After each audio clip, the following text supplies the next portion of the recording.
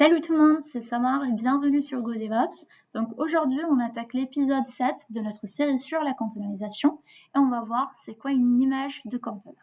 Donc c'est parti, on commence notre épisode. Donc on va commencer par une simple analogie. On va considérer que notre image de container, c'est une pizza surgelée.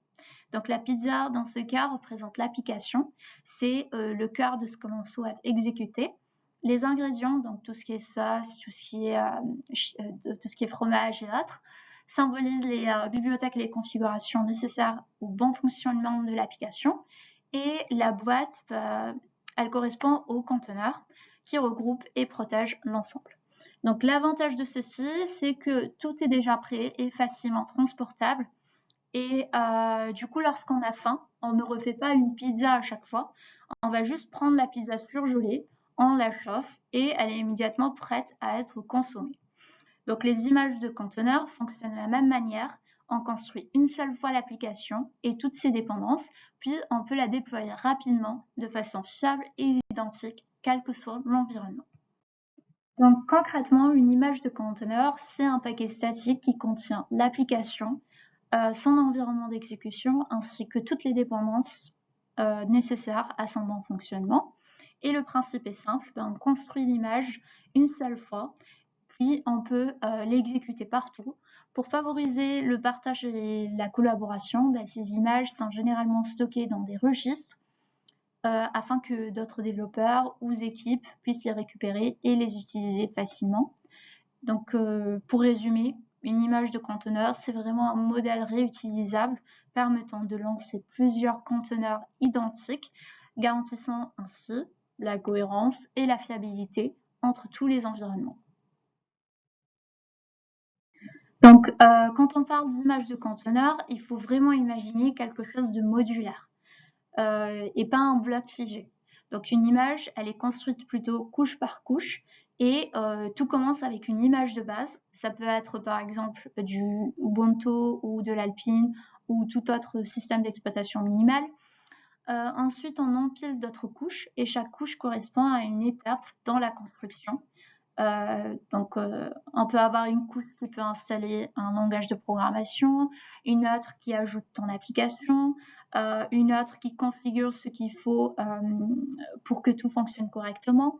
Et quand tu exécutes réellement le conteneur, il se crée une couche supplémentaire qu'on appelle la couche du conteneur. C'est la seule partie en écriture, là où les changements faits pendant l'exécution sont enregistrés. Et donc ce système en plusieurs couches a plusieurs avantages aussi. Donc déjà, les couches qui ne changent pas sont réutilisées. Ceci accélère énormément les builds.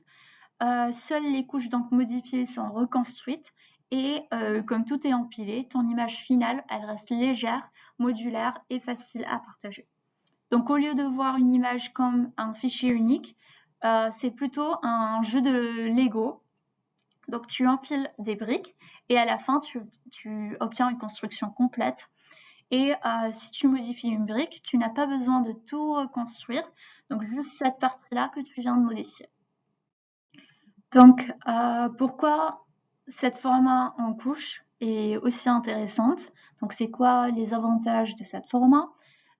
Déjà l'efficacité. Donc quand on modifie une application, on ne reconstruit pas toute l'image, mais seules les couches modifiées sont mises à jour, donc c'est plus rapide. Le gain d'espace, puisque les couches déjà existantes, elles sont réutilisées, donc pas de doublons, les images restent légères. Le CI/CD est plus rapide grâce au cache, donc les étapes de build et de déploiement s'exécutent beaucoup plus rapidement.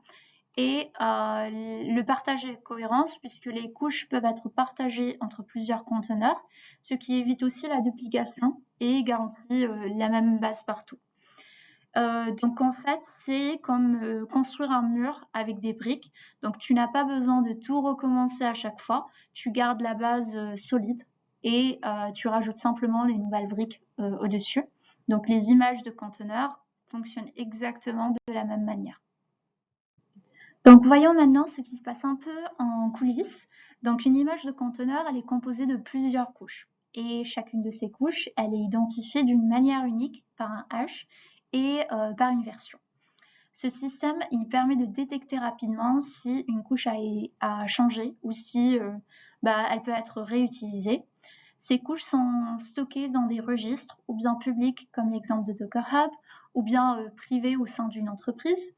Et lorsqu'on télécharge une image, on ne récupère que les couches manquantes ou modifiées, donc pas tout le paquet. Donc c'est vraiment un système de cache intelligent qui nous permet de gagner en temps, de réduire la bande passante et de garder toujours la bonne version, quel que soit l'environnement. Donc ce qu'il faut retenir de cette vidéo, c'est déjà qu'une image de conteneur, elle contient l'application et son environnement organisé en couches. Elle est figée, réutilisable et transportable. Donc elle est construite une fois et elle s'exécute partout avec exactement le même résultat. Et les images sont la base du workflow DevOps moderne. Donc elles permettent des déploiements rapides, fiables et reproductibles. Et elle est essentielle pour l'automatisation et les pipelines CI/CD. Et voilà, c'est tout pour cet épisode.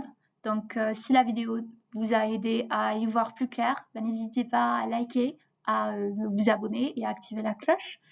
Et dans le prochain épisode, on va aller encore plus loin et on va parler d'un sujet directement lié. C'est les couches d'un conteneur. Donc, on verra à quoi elles servent, comment elles fonctionnent et pourquoi elles sont essentielles pour comprendre la logique des images. Et merci encore d'avoir suivi cet épisode et à la prochaine. Merci.